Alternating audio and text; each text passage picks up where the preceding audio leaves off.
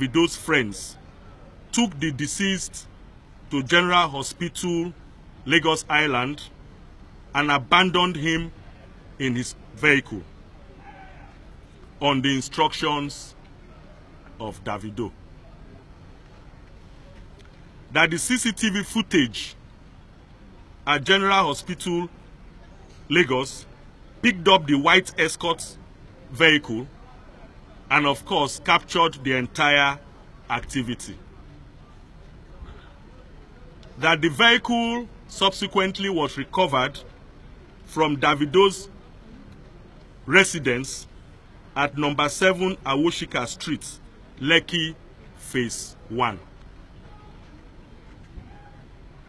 These new revelations completely debunks Davido's claim that he did not know how the deceased got to General Hospital, Lagos.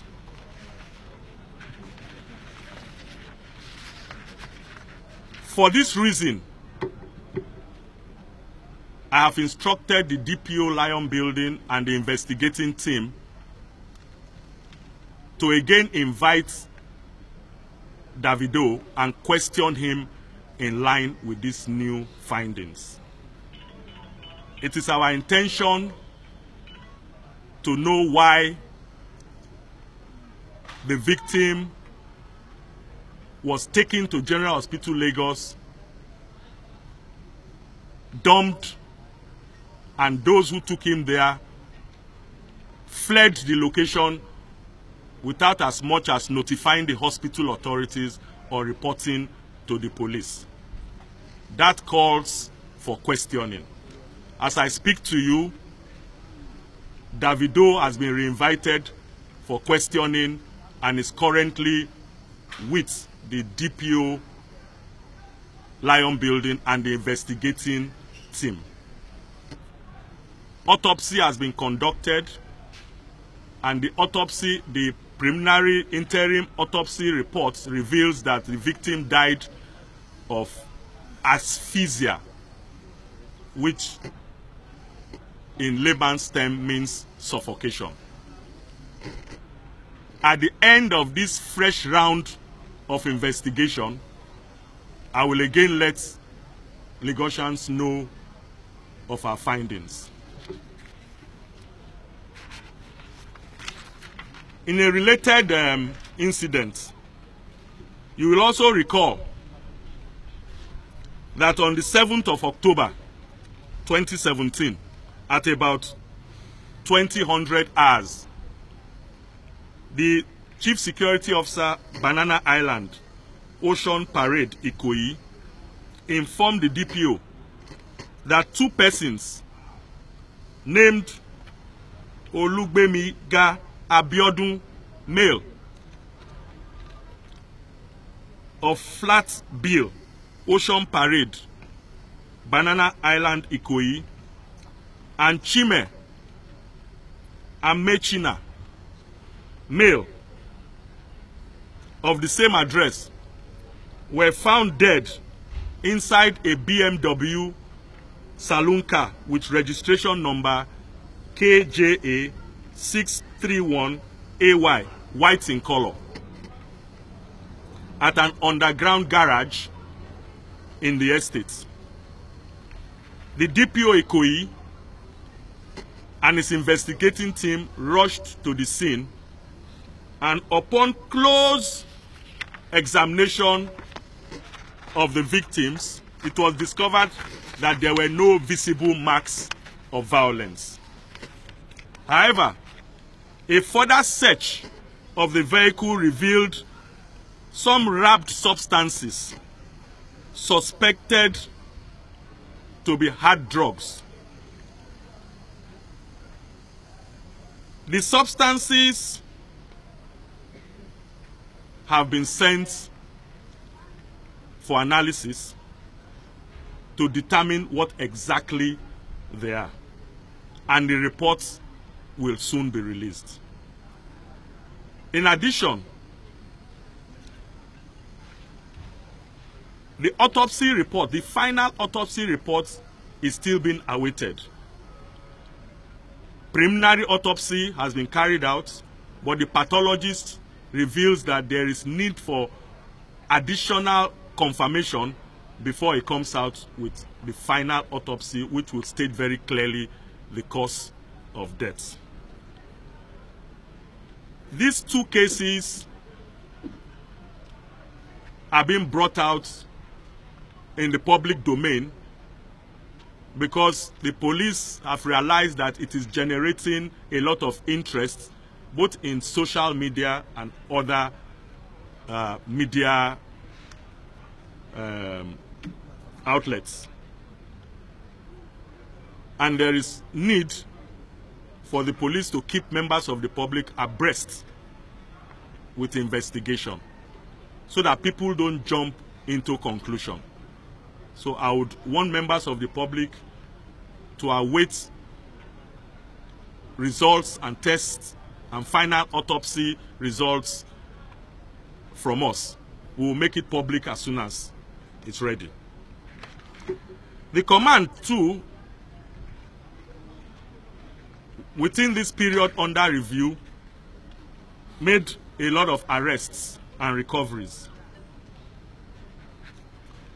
This is consequent upon sustained onslaught on criminals within and around Lagos and the deployment of additional personnel to tackle the menace of armed robbery, kidnapping, cults, related activities, and other forms of social vices in the command. This has paid off, and within this period, 40 notorious cultists, armed robbers who specialize in terrorizing Ijede, Ikorodu, Aja, Ekpe, Sangotedo, and other parts of Lagos were arrested. The suspects have confessed to the crime and will be arraigned in court when we have completed investigation. On the 8th of October 2017, based on intelligence gathered, a gang of armed robbers were intercepted while robbing innocent citizens at number 41 Egbe area of Ijede, Ikorodu axis. Special anti-robbery squad operatives from the command headquarters stormed the hideout and arrested one Ayinla Aziz, male, the gang leader, and 9 others, namely Balogun Yinka, 20 years, Begusa Peter, Oluwasegun, 32 years, Omolaja, Oluwafemi, 29 years, Godde Samuel, 19 years, Dennis Ifeanyi, 34 years, Ogunsanya Yusuf, 27 years, Odubanjo Akim, 35 years, Demola Ogunbadero, 20 years, Tayo Teddy Jaye, 23 years. They all confessed, apart from being armed robbers, they also belong to the Aye confraternity cults. One locally made English revolver pistol with 5 rounds of live ammunition, one locally made cut-to-size double-barrel gun, one locally made cut-to-size single-barrel gun, 2 locally made single-barrel pistols with 3 live cartridges, and 1 locally made axe and plier was recovered from the suspects. All suspects will soon be charged to court. On the 5th of September also, at about 0200 hours, 7 armed men invaded Okomaga Senior Secondary School, Ekpe, with 3 soldiers and a truck with registration number LND61XQ, and went straight to the solar panel and vandalized 71 solar panels. They also forced the door of the container where the inverter batteries and accessories were kept, and stole them. Immediately, the local police was alerted.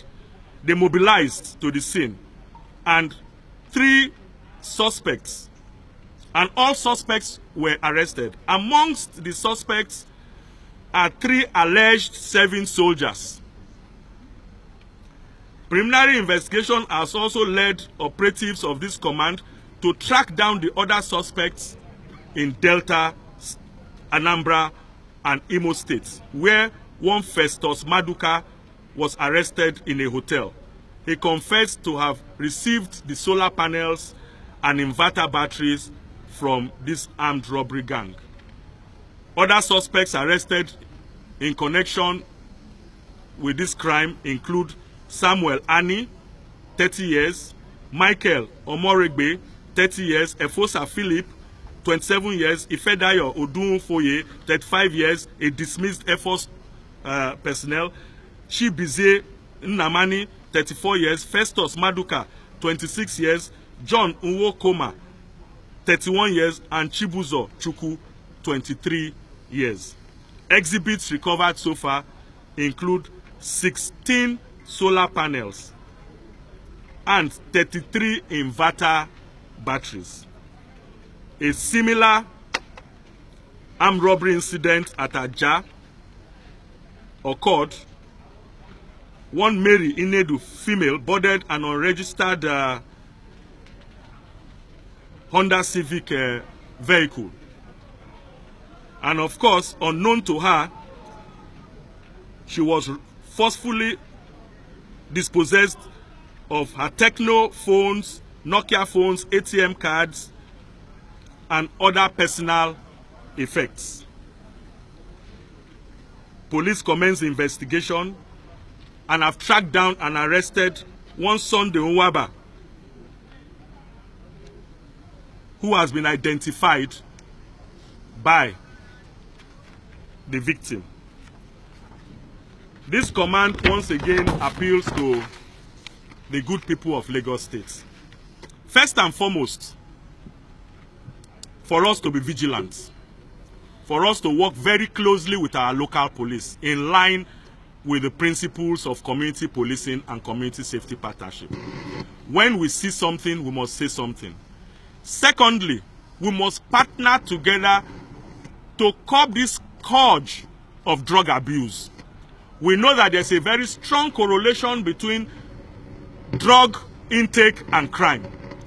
Secondly, we are also aware that our youths are taking to drugs at a disturbing rate. And those who are supposed to be role models are also involved in drug activities. We must join hands together to fight those selling drugs on our streets. Anybody who has information where you have any hidden container, hidden house, spots where any form of drugs are being sold, please report at the nearest police station. I can assure you as the Commissioner of Police Lagos State that we would raid that location, we will seize the drugs, and we will arrest those involved. You will remember, you will recall that during our last press conference, we raided Akala and we recovered hard drugs of a street value of over 20 million. This fight is not for the police alone. Having safe neighborhoods, having safe having a safe city is a collective responsibility. You must partner with the police. And in partnering with the police, if there is any station or any police formation or patrol vehicle you get to that does not treat your reports with the seriousness it deserves, I have already put 10 numbers out in the public. Please call those 10 numbers. Action will be taken against those policemen. I thank you all for coming to this press briefing. And as the investigations unfold, we will let you know so you can inform members of the public. Thank you very much, and God bless you.